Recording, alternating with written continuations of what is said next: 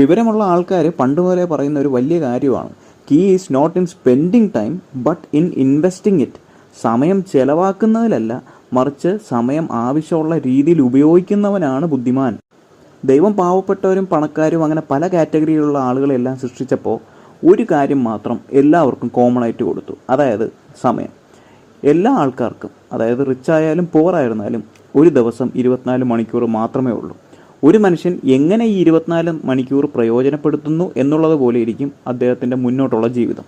ഒരു ആവറേജ് മനുഷ്യന് 60,000-ൽ പരം തോട്ടുകളാണ് ഒരു ദിവസം ഉണ്ടാകുന്നതെന്നാണ് പഠനങ്ങൾ പറയുന്നത്. അതായത് അത്രയും അധികം ചിന്തകൾ നമ്മുടെ തലയിലേക്ക് വരുമ്പോൾ അത്രയും അധികം കാര്യങ്ങളും ഡിസ്ട്രാക്ഷൻസും നമ്മുടെ തലയിലേക്ക് വരുന്നു എന്നാണ് അർത്ഥം. അപ്പോൾ ഈ ഡിസ്ട്രാക്ഷൻസിൽ നിന്ന് നമുക്ക് ജീവിതത്തിൽ മുന്നോട്ട് പോകാൻ ആവശ്യമായ കാര്യങ്ങൾ എങ്ങനെ നമുക്ക് തിരഞ്ഞെടുക്കാൻ സാധിക്കും? തിരഞ്ഞെടുത്താൽ തന്നെ ഈ കാര്യങ്ങളിൽ ഏതിനാണ് കൂടുതൽ ഇമ്പോർട്ടൻസ് കൊടുത്ത് എങ്ങനെ ചെയ്യാൻ സാധിക്കും?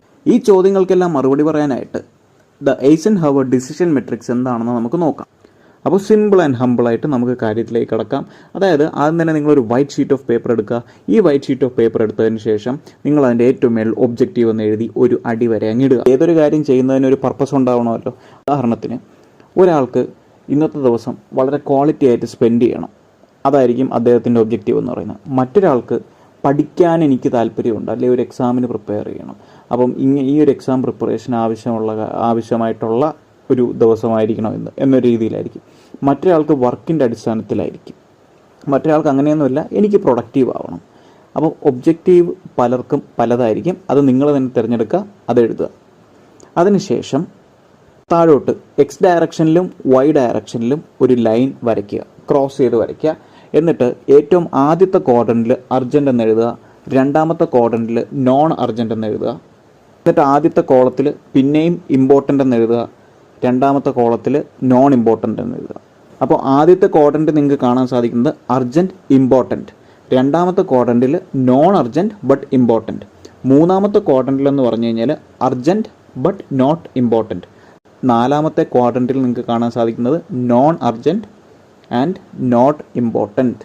ഈ മെട്രിക്സ് വരച്ചതിന് ശേഷം തൊട്ടപ്പുറത്തെ സൈഡിലായിട്ട് നിങ്ങൾ ഇന്ന് ചെയ്യാൻ ഉദ്ദേശിക്കുന്ന കംപ്ലീറ്റ് കാര്യങ്ങൾ, അതായത് നിങ്ങളുടെ മനസ്സിൽ എന്തൊക്കെ കാര്യങ്ങളാണ് ചെയ്യാനായിട്ടുള്ളത് അതെല്ലാം നിങ്ങൾ എഴുതി വയ്ക്കുക. ഇതിന് എക്സാമ്പിളായിട്ട് പറയുവാണെങ്കിൽ ഇന്ന് സിനിമ കാണാൻ പോകണം, അപ്പോൾ നമ്മൾ വാച്ചിങ് സിനിമ, ശരി, അതൊന്നാമത്തെ കാര്യം. രണ്ടാമത്തേത് ഡ്രസ്സ് വാഷ് ചെയ്യാനുണ്ട്, വാഷിംഗ് ഡ്രസ്സ് രണ്ടാമത്തെ കാര്യം. മൂന്നാമത്തെ കാര്യം എന്ന് പറഞ്ഞാൽ പ്രിപ്പയറിങ് യൂട്യൂബ് വീഡിയോ എന്ന് പറയുന്നത്. നാലാമത്തെന്ന് പറഞ്ഞാൽ സ്റ്റഡിയിങ് ഫോർ ആൻ എക്സാമിനേഷൻ. അഞ്ചാമത്തെന്ന് പറഞ്ഞാൽ ഗോയിങ് ഫോർ ഷോപ്പിംഗ്. ആറാമത്തെന്ന് പറഞ്ഞു കഴിഞ്ഞാൽ spending time with family. Okay, അപ്പോൾ ഇത് പലർക്കും പലതാവാം. ഫോർ എക്സാമ്പിളിന് ഞാൻ തൽക്കാലം ഇത്ര എഴുതി. ഇനി നിങ്ങൾ മനസ്സിലാക്കേണ്ട ഒരു കാര്യം, ഈ അർജൻറ്റ് എന്ന് പറഞ്ഞു കഴിഞ്ഞാൽ ഭയങ്കര അർജൻസി ഉള്ള കാര്യമാണ്, പെട്ടെന്ന് വേണം. അതായത് ഒരു ഡെഡ് ലൈൻ തൊട്ടടുത്ത് തന്നെ ഉണ്ടെന്ന് വിചാരിക്കാം. ഉദാഹരണത്തിന് നിങ്ങൾക്ക് എക്സാം നാളെയാണ്, അത് ഭയങ്കര അർജൻറ്റാണ്. ഇപ്പോൾ ഇന്നത്തേക്ക് നിങ്ങൾക്ക് നാളെ എവിടെയെങ്കിലും പോകണം, ഷോപ്പിങ്ങിന് പോകണം, അതൊരു അർജൻറ്റ് കാര്യമാണ്. അല്ലെങ്കിൽ ഒരു ഇമെയിൽ അയക്കണം, അർജൻറ്റ് കാര്യമാണ്. അങ്ങനെ ഡെഡ് ലൈൻ ഉള്ള ഒരു കാര്യത്തിന്, അല്ലെങ്കിൽ പെട്ടെന്ന് വളരെ അത്യാവശ്യമായിട്ട് നിൽക്കുന്ന കാര്യത്തിന് നിങ്ങൾക്ക് അർജൻറ്റ് എന്നൊരു കാറ്റഗറിയിൽ പറയാം. അതേസമയത്ത് ഇമ്പോർട്ടൻ്റ് എന്ന് പറഞ്ഞു കഴിഞ്ഞാൽ നിങ്ങളുടെ ലൈഫിന്, അതായത് ഈ ഒരു കാര്യം ചെയ്തു കഴിഞ്ഞാൽ നിങ്ങളുടെ ജീവിതത്തിൽ പ്രകടമായ മാറ്റം കൊണ്ടുവരാൻ സാധിക്കുന്ന ഒരു കാര്യമായിരിക്കണം. ഉദാഹരണത്തിന് സിനിമ കാണുക എന്ന് പറയുന്നത് ഒരു 60-70% ആൾക്കാർക്കും എൻ്റർടൈൻമെൻ്റ് ആണ്, അല്ലേ? അപ്പോൾ ആ എൻ്റർടൈൻമെൻറ്റ് പർപ്പസിനുള്ള ആൾക്കാർക്ക് അത് വലിയ ഇമ്പോർട്ടൻ്റ് ആയിരിക്കണമെന്നില്ല. അത് സിനിമ കണ്ടില്ലെങ്കിലും കുഴപ്പമില്ല, സിനിമ കണ്ടാൽ അവരുടെ ജീവിതത്തിൽ ഭയങ്കര മാറ്റം വരണമെന്ന് നിർബന്ധമില്ല. അതേസമയത്ത് ഒരു സ്ക്രിപ്റ്റ് എഴുതാൻ താല്പര്യമുള്ള അല്ലെങ്കിൽ സിനിമയെ പറ്റി പഠിക്കുന്ന ആൾക്ക് അത് ഇമ്പോർട്ടൻ്റ് ആണ്. അപ്പം ആൾക്കാരിനനുസരിച്ച് ഇത് മാറിക്കൊണ്ടിരിക്കും. ഇനി നമുക്ക് നമ്മുടെ ടു ഡു ലിസ്റ്റ് വെച്ചിട്ട് നമുക്ക് ഈ ഒരു കോളത്തിനകത്ത് ഇത് ഫില്ല് ചെയ്യാൻ നോക്കാം. അപ്പോൾ ആദ്യം തന്നെ വാച്ചിങ് സിനിമ. ഞാൻ പറഞ്ഞു എനിക്കിപ്പോൾ സിനിമ ഇന്ന് കണ്ടില്ലെങ്കിലും കുഴപ്പമില്ല, അത് വലിയ അർജൻറ്റായിട്ടുള്ള കാര്യമല്ല. അത് കണ്ടെന്ന് പറഞ്ഞിട്ട് എൻ്റെ ജീവിതത്തിൽ ഭയങ്കരമായിട്ട് മാറ്റവും വരത്തില്ല. അപ്പോൾ അത് നോട്ട് ഇമ്പോർട്ടൻറ്റുമാണ്, നോൺ അർജൻറ്റുമാണ്. അപ്പോൾ ഇതെവിടെ വരും? നാലാമത്തെ ക്വാഡ്രൻറ്റിലായിരിക്കും ഇത് വരുന്നത്. ഇനി അടുത്തതെന്ന് പറഞ്ഞാൽ വാഷിംഗ് ഡ്രസ്സാണ്. അപ്പോൾ എന്നെ സംബന്ധിച്ചിടത്തോളം ഇത് നാളെ എനിക്ക് ഇട്ടുകൊണ്ട് പോകണം, ഇന്നൊരു ഹോളിഡേ ആണ്, അപ്പോൾ ഇന്ന് എനിക്കിതിനെ വാഷ് ചെയ്ത് ഡ്രൈ ചെയ്താലേ പറ്റുള്ളൂ. അപ്പോൾ അത് അർജൻറ്റാണ്. അപ്പം ഇമ്പോർട്ടൻ്റ് ആണോ എന്ന് പറഞ്ഞു കഴിഞ്ഞാൽ ഡ്രസ്സ് എന്ന് പറയുന്നത് എനിക്ക് വേറെയും ഡ്രസ്സുണ്ട്, അപ്പോൾ കുഴപ്പമില്ല എന്നുള്ള രീതിയിലാണ്. പക്ഷേ എന്നാലും എനിക്ക് എൻ്റെ ഓഫീസ് ഡ്രസ്സൊക്കെ ഉള്ളത് കൊണ്ട് എനിക്കിത് വാഷ് ചെയ്ത് പറ്റും. അപ്പോൾ ഇത് ഇമ്പോർട്ടൻറ്റുമാണ് അർജൻറ്റുമാണ് എന്നൊരു രീതിയിൽ ഞാൻ എഴുതി. അപ്പോൾ ഇത് ആദ്യത്തെ ക്വാഡ്രൻറ്റിലായിരിക്കും വരുന്നത്. ഇനി അടുത്തത് പ്രിപ്പയറിങ് യൂട്യൂബ് വീഡിയോ. ഈ പ്രിപ്പയറിങ് യൂട്യൂബ് വീഡിയോ എന്ന് പറഞ്ഞു കഴിഞ്ഞാൽ അത് അർജൻറ്റ് ടാസ്ക് അല്ല, പക്ഷേ അത് ഇമ്പോർട്ടൻ്റ് ആയൊരു ടാസ്ക്കാണ്. കാരണം ഞാൻ ഈ യൂട്യൂബ് വീഡിയോ എനിക്ക് ഡെഡ് ലൈൻ ഇല്ല, എനിക്ക് ഇന്നോ നാളെയോ ആയിട്ട് ചെയ്യണമെന്നില്ല. പക്ഷേ അത് ഞാൻ ചെയ്യുന്നതിലൂടെ എൻ്റെ ജീവിതത്തിൽ അല്ലെങ്കിൽ എൻ്റെ കരിയറിൽ അല്ലെങ്കിൽ ഫിനാൻഷ്യൽ സ്റ്റെബിലിറ്റിയിൽ നല്ല രീതിയിൽ വ്യത്യാസം വരുത്താൻ പറ്റുന്നൊരു കാര്യമാണ്. നോൺ അർജൻ്റ് ആണ്, പക്ഷേ അത് ഇമ്പോർട്ടൻറ്റുമാണ്. അപ്പോൾ ഇത് രണ്ടാമത്തെ കോളത്തിലോട്ടായിരിക്കും പോകുന്നത്. അടുത്തതെന്ന് പറഞ്ഞു കഴിഞ്ഞാൽ എനിക്ക് മറ്റന്നാൾ ഒരു എക്സാം ഉണ്ടെന്ന് വിചാരിക്കുക. അപ്പോൾ എക്സാമിന് വേണ്ടി പ്രിപ്പയർ ചെയ്യണം. അപ്പോൾ ഈ എക്സാമിന് പ്രിപ്പയർ ചെയ്താലേ അത് പാസ്സാവുള്ളൂ. അത് പാസ്സായാലേ ഡിഗ്രി കിട്ടത്തുള്ളൂ. അപ്പോൾ എന്ത് ചെയ്യണം? അത് ഒരേ സമയത്ത് ഡെഡ് ലൈൻ ഉള്ളതുകൊണ്ട് അർജൻറ്റുമാണ്, അതുപോലെ തന്നെ എനിക്കത് ഇമ്പോർട്ടൻറ്റുമാണ്. ഒരു വഴിത്തിരിവ് ലൈഫിൽ സൃഷ്ടിക്കാൻ സാധിക്കുന്ന ഒരു സാധനമാണ്. അതുകൊണ്ട് തന്നെ എന്ത് വരും? അത് അർജൻറ്റും ഇമ്പോർട്ടൻറ്റിലും നമുക്ക് എഴുതാൻ സാധിക്കും. ഇനി അടുത്തത് ഷോപ്പിങ്ങിന് പോകുന്നതാണ്. ഈ ഷോപ്പിങ്ങിന് പോകുകയെന്ന് പറഞ്ഞു കഴിഞ്ഞാൽ ഒരു അർജൻറ്റ് ടാസ്ക്കാണ്. എനിക്ക് നാളത്തേക്ക് സാധനങ്ങൾ മേടിക്കാനുണ്ട്, അപ്പോൾ ഷോപ്പിങ്ങിന് പോയേ പറ്റുള്ളൂ. അപ്പോൾ അതൊരു അർജൻറ്റ് ടാസ്ക്കാണ്. പക്ഷേ അത് ഈ ജീവിതത്തിൽ ഭയങ്കരമായിട്ട് വഴിത്തിരിവ് കൊണ്ടുവരുന്ന ടാസ്ക്കാണോ? അല്ല. അപ്പോൾ അത് വലിയ ഇമ്പോർട്ടൻ്റ് അല്ല. അതായത് അർജൻ്റ് ആണ്, എന്നാൽ നോൺ ഇമ്പോർട്ടൻ്റ് ആയിട്ടൊരു കാര്യമാണ്. അപ്പോൾ ഇത് എവിടെ വരും? ഇത് നമ്മുടെ തേർഡ് ക്വാർട്ടറിലായിരിക്കും വരുന്നത്.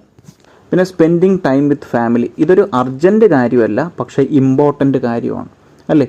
നമ്മൾ ഫാമിലിക്ക് വേണ്ടി സമയം കൊടുക്കണം. പക്ഷേ അത് അർജൻറ്റ് കാര്യമാണെന്ന് പറഞ്ഞു കഴിഞ്ഞാൽ ഇപ്പം തൽക്കാലം അർജൻസിയോ ഡെഡ് ലൈനോ അങ്ങനെ കാര്യമൊന്നുമില്ല. പക്ഷേ അത് ഭയങ്കര ഇമ്പോർട്ടൻ്റ് ആയ ഒരു ടാസ്ക്കാണ്.